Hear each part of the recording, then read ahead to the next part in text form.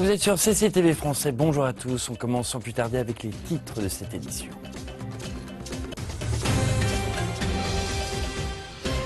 Les discussions à 4 ont lieu actuellement dans la capitale pakistanaise afin de ressusciter le dialogue entre le gouvernement de Kaboul et les talibans. La Chine effectue des relevés de taux de radioactivité le long de sa frontière avec la RPDC après l'essai nucléaire de Pyongyang. Les places financières chinoises poursuivent leur dégringolade. La bourse de Shanghai a en effet perdu aujourd'hui plus de 5% après les 10% de la semaine dernière. Et un nouveau système de visa de 2 ans est établi pour les Chinois se rendant au Royaume-Uni.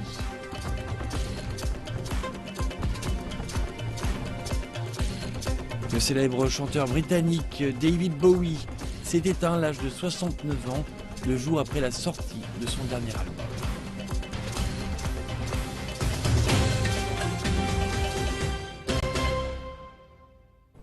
À la une de cette édition, les délégués de l'Afghanistan, du Pakistan, de la Chine et des États-Unis ont entamé les pourparlers destinés à relancer le processus de paix en Afghanistan dans un contexte de reprise de l'insurrection talibane. Des responsables des 4 pays sont réunis dans la capitale pakistanaise, Islamabad, afin de mettre en place les conditions des négociations avec les talibans. Ces derniers n'étaient pas présents lors de cette réunion. Les responsables pakistanais ont déclaré que leur principal objectif était de convaincre le groupe de venir s'asseoir à la table des négociations et à abandonner la violence. En 2015, l'Afghanistan a vécu l'une de ses années les plus sanglantes à la suite du retrait des troupes étrangères. Et après les derniers essais nucléaires de la RPDC, Pyongyang a repris sa propagande radiofusée à la frontière en réponse à la reprise par Séoul de ses propres émissions. Le ministère sud-coréen de la Défense affirme que les forces de la RPDC mettent en onde des messages de propagande diffusés par des haut-parleurs sur la frontière aux endroits où se trouvent ceux de Corée du Sud. Ces programmes sont en général composés de musique et de chansons chantant la gloire du dirigeant Kim Jong-un et de son gouvernement, et des messages dénonçant la présidente sud-coréenne Park Geun-hye. Par ailleurs, Séoul dit vouloir imposer des règles plus strictes concernant l'entrée au parc industriel de Kaesong que la Corée du Sud gère en commun avec la RPDC. À partir de mardi, les ouvriers demeurant dans le complexe seront moins nombreux. Le ministère sud-coréen de l'unification affirme que cela a pour but de protéger les citoyens sud-coréens. Et après les essais nucléaires de la RPDC, la Chine a mobilisé plus de 500 personnes pour effectuer des relevés de radiation le long de la frontière. Rien d'exemplaire n'a été détecté. À 2 heures de route de la ville de Changbaishan se trouve la frontière avec la RPDC. Des prélèvements ont lieu ici. Le long de la frontière de 1700 km, nous avons déployé 36 stations fixes et 14 mobiles. Plus de 500 personnes sont impliquées dans cette tâche et dans les laboratoires. Les stations mobiles transmettent les chiffres en temps réel. Le personnel nous a parlé de leurs recherches. Ils cherchent du tritium, une forme radioactive de l'hydrogène, ingrédient vital de la bombache. Vous pouvez voir ici 6 petites bouteilles dans cet engin. C'est un système d'échantillonnage pour le tritium gazeux et le tritium liquide. Ce système est utilisé spécialement pour surveiller l'impact des essais nucléaires de la bombe à hydrogène. Notre système sera très utile pour détecter le tritium. Et dans cette station, les inspecteurs cherchent une autre substance radioactive, trouvée souvent après des essais nucléaires.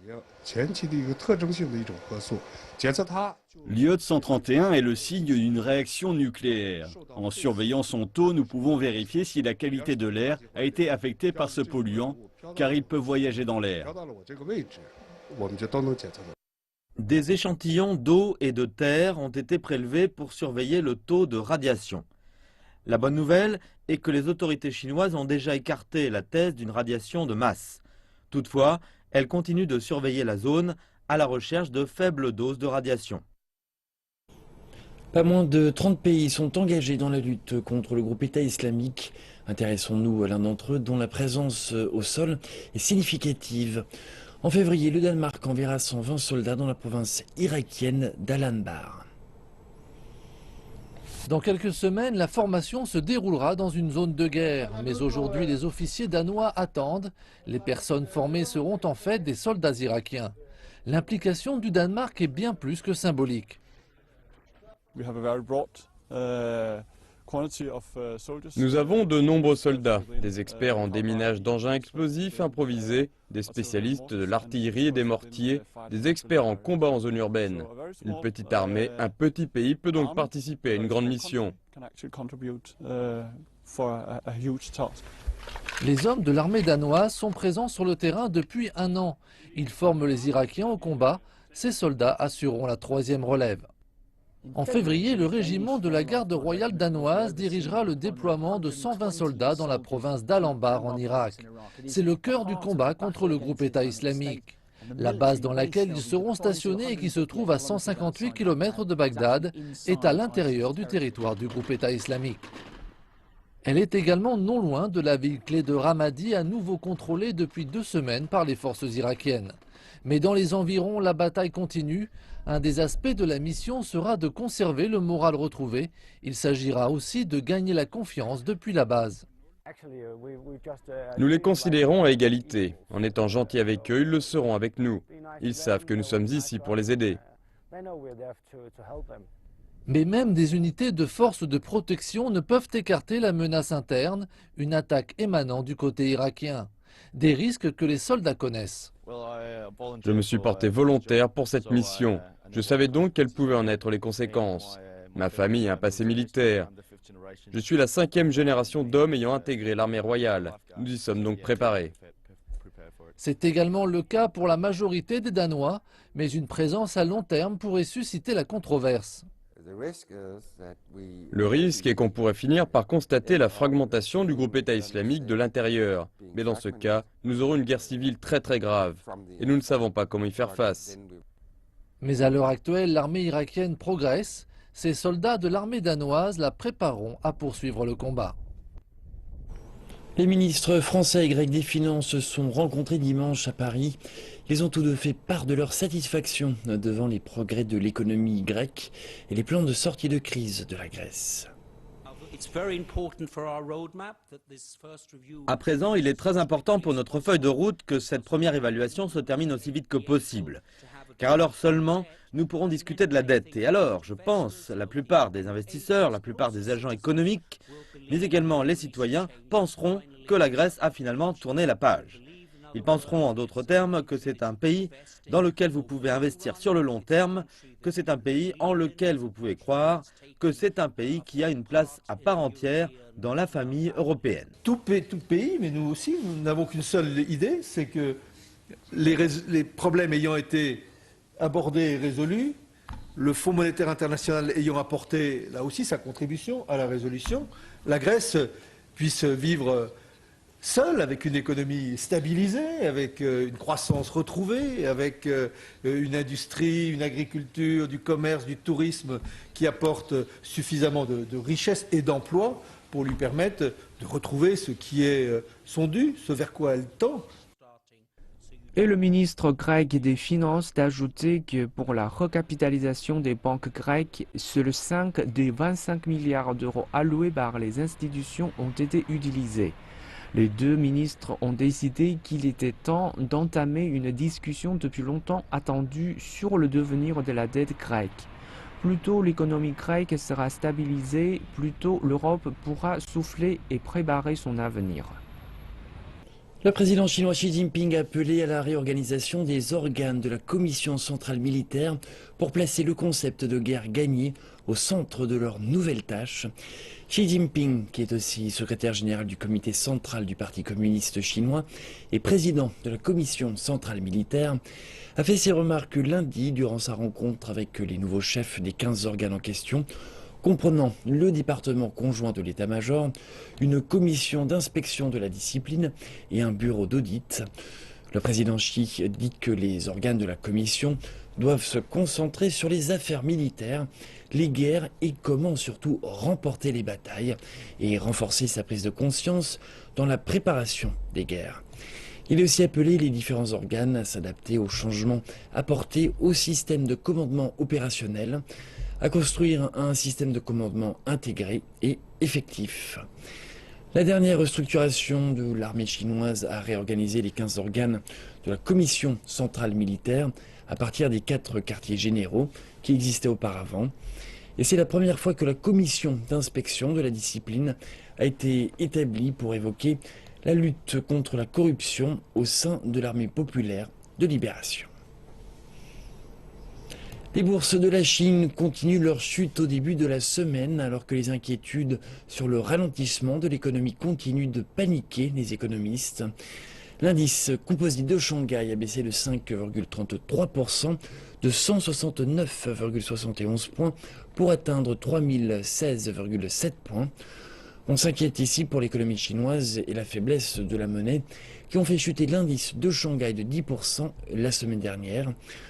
Vendredi, les autorités ont suspendu un nouveau système d'interruption de circuit qui fermait les marchés automatiquement la semaine dernière. Le Bureau national chinois des statistiques a annoncé que l'indice des prix à la consommation avait augmenté le mois dernier après une croissance atone en 2015. L'IPC était en hausse de 1,6% en décembre et de 1,4% en 2015. Les prix du porc et des légumes ont beaucoup contribué à ce chiffre. Le prix du porc a commencé à augmenter en avril, poussant l'IPC à la hausse en août. Les légumes ont souffert des tempêtes, du smog et des températures en août, novembre et décembre. Et regardant plus loin, les analystes disent que la demande est faible et qu'elle va faire baisser les prix. Le prix de l'huile est bas et stable et pourrait aussi faire baisser les prix. À ce moment, les prix sortis d'usine. Bien que nos prix aient pris 1 ou 2%, notre PIB a baissé durant les 3 premiers trimestres de 2015. Ceci veut dire qu'il faut prendre des variables en fonction de la pression déflationniste. Le secteur chinois de la manufacture est en berne. L'indice des prix à la production s'est contracté pour le 46e mois consécutif. Les analystes affirment que la restructuration de l'économie chinoise et le prix des matières premières sont les responsables de cette situation. L'indice des prix à la production, une mesure des prix des biens vendus après l'usine, est demeuré faible en 2015. L'IPP du mois dernier était en baisse de 5,9% l'an dernier, marquant le 46e mois de déclin consécutif. Les analystes disent que les performances dans les secteurs de l'énergie et de la mine sont la cause de cette baisse. Ces secteurs passant pour une importante période de restructuration. La surcapacité est due à des facteurs structurels. Le principal contexte est que le dividende démographique en Chine et dans le monde a connu pic en 2012, signifiant que le nombre de personnes en âge de travailler a commencé à baisser. Résultat, la demande est en déclin. Le ralentissement de l'économie mondiale a aussi fait souffrir le secteur en Chine. Les prix des matières premières sont bas, donc les prix des produits baissent.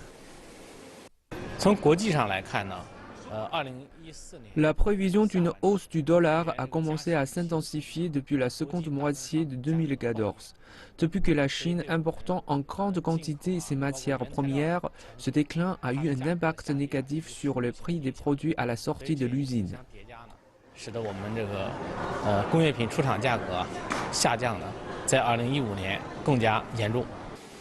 Les problèmes structurels et cycliques ont contribué à la baisse des prix industriels.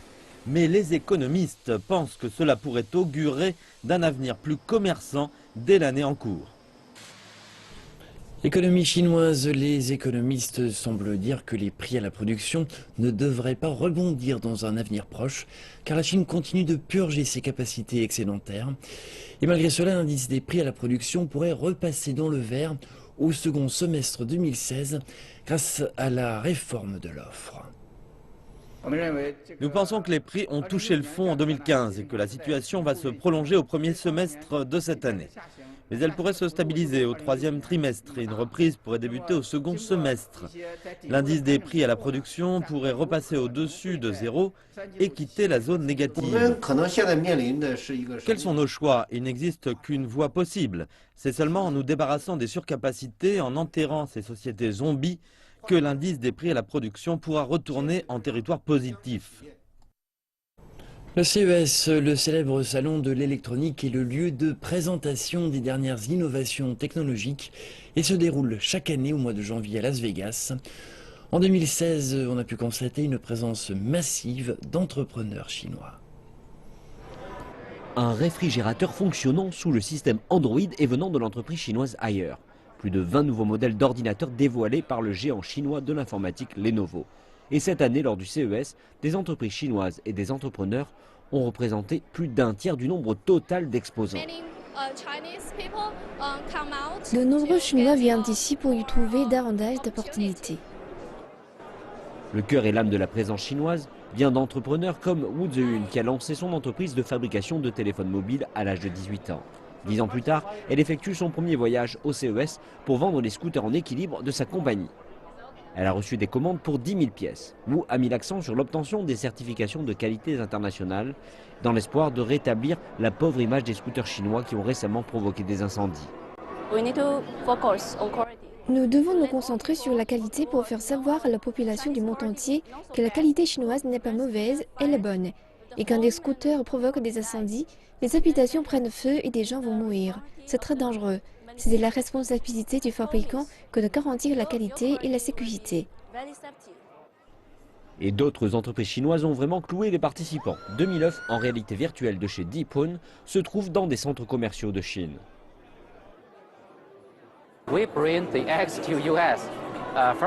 Nous apportons des œufs aux États-Unis pour la première fois.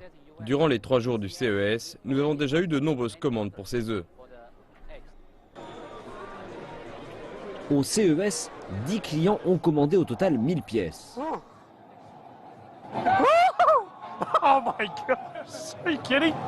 Combien de temps pouvez-vous passer là-dessus? Moins de 3 secondes. Et vous me mettez dessus durant 3 minutes. Oui, vous êtes suffisamment fort, j'ai trop peur. Les entrepreneurs chinois auxquels nous avons parlé reviendront l'année prochaine, à n'en pas douter, tout comme de nombreux acheteurs et investisseurs à la recherche de nouveautés. À compter de cette semaine, les ressortissants chinois souhaitant se rendre au Royaume-Uni pourront bénéficier d'un visa de 2 ans. Le visa est valable pour les touristes et hommes d'affaires participant à des conférences ou cherchant des opportunités d'affaires. Les visiteurs britanniques se rendant en Chine bénéficieront du même visa, qui coûtera 85 livres sterling. C'est le prix du visa visiteur de 6 mois auquel les touristes chinois et britanniques avaient jusqu'à présent droit. Le Royaume-Uni pourrait transformer ce visa de 2 ans en un visa multiple entrée de 10 ans. La Grande-Bretagne va également faciliter la collecte des visas avant le départ. Le nombre de visiteurs au cours des 6 premiers mois de l'année 2015 a augmenté de 30% pour atteindre les 90 000. De plus, les touristes chinois ont dépensé plus et sont restés plus longtemps que les touristes des autres pays. Les autorités britanniques indiquent que le nombre de touristes se sentant bien accueillis a plus que doublé en 5 ans.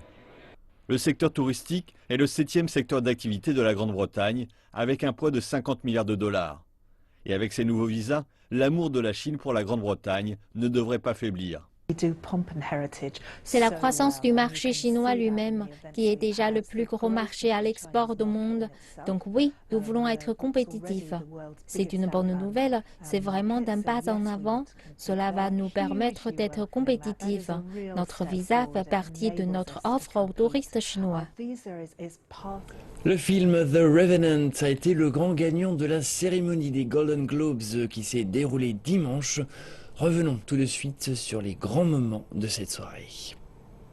Golden Globe goes to Leonardo DiCaprio. Le film de vengeance, The Revenant, a remporté 3 prix. Meilleur film dramatique, meilleur acteur dramatique pour Leonardo DiCaprio et meilleur réalisateur pour Alejandro Iñárritu. I want to share this award with all the First Nations people represented in this film.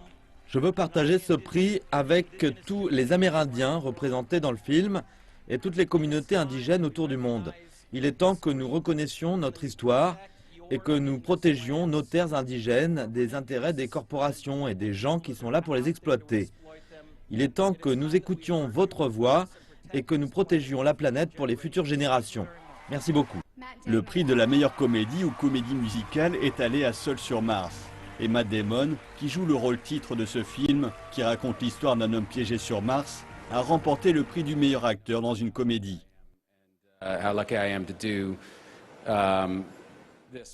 Je sais à quel point je suis chanceux de faire ce métier. Et quand les gens vont voir les films, c'est quelque chose de précieux. J'ai fait de nouveaux films que personne n'est allé voir. Donc pour en faire un que les gens apprécient à ce point, nous avions cette équipe formidable, ce casting incroyable, et tout cela grâce à Ridley Scott. Golden Globe goes to Brie Larson.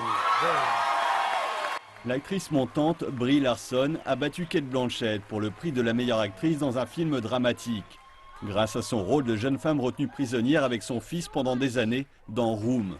Jennifer Lawrence a quant à elle remporté le prix de la meilleure actrice dans une comédie pour sa prestation dans le film Joy. Où es-tu, David? J'étais juste ici. Chaque fois que je suis ici, c'est grâce à toi. Thank you for choosing me. Thank you for your brilliance. Merci de m'avoir choisi, merci pour ton talent, merci de m'avoir tant appris. Professionnellement, personnellement, je sais pas. Ton amour du cinéma est si pur et tu es resté non corrompu par tout ça. Tu fais les films comme si tu t'en fichais que les gens les regardent. C'est un compliment, je viens de l'entendre. Mais vraiment, c'est une chose si belle et pure. Really, it's such a good, pure thing. Yeah, you really do forget everything you're supposed to do. No, I could see without him. Denzel Washington a reçu le prix Cecil B. 2000 pour l'ensemble de sa carrière. Les autres gagnants de cette année sont Sylvester Stallone, qui a été acclamé pour son prix de meilleur acteur dans un rôle secondaire dans le film Creed. Kate Winslet a remporté le prix de meilleure actrice dans un rôle secondaire pour sa prestation dans le film Steve Jobs. Les Golden Globes lancent la saison des prix du cinéma, dont le couronnement sera la soirée des Oscars le 28 février prochain. Il nous a donné Ziggy, Stardust, Majordome et tant d'autres. Maintenant, c'est lui qui part rejoindre les étoiles. David Bowie est mort à l'âge de 69 ans. Tout de suite, un retour sur une carrière exemplaire sur 5 décennies. La mort de David Bowie a été annoncée d'abord sur les réseaux sociaux. Le communiqué disait « David Bowie est mort en paix, entouré de sa famille, après 18 mois d'une lutte courageuse contre le cancer. Beaucoup d'entre vous vont partager cette perte et nous vous demandons de respecter la vie privée de la famille durant la période de deuil. » Le fils de David Bowie, le cinéaste Duncan Jones, a lui aussi confirmé la nouvelle. Je comprends, et c'est difficile que je n'ai plus 20 ans. Je ne connais personne à qui ça n'est pas arrivé. La plupart des gens vont jusqu'à 20 ans et ensuite ils ont toujours 20 ans. Ça ne m'est pas arrivé. Ça a duré et ensuite tout à coup, j'ai eu 56 ans. Alors je dois écrire dans cette perspective unique de quelqu'un qui n'a jamais cessé d'avoir 20 ans.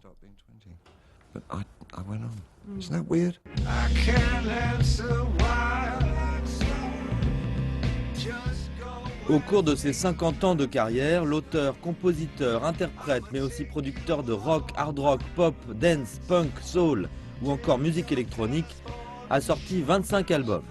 Son dernier, Black Star, vient de sortir pour son 69e anniversaire. Les fans attendaient une tournée, mais la star était restée très discrète, ne faisant que de rares apparitions dans sa résidence new-yorkaise. C'est la fin de cette édition. Merci de votre attention. Je vous retrouve tout à l'heure pour Afrique Info.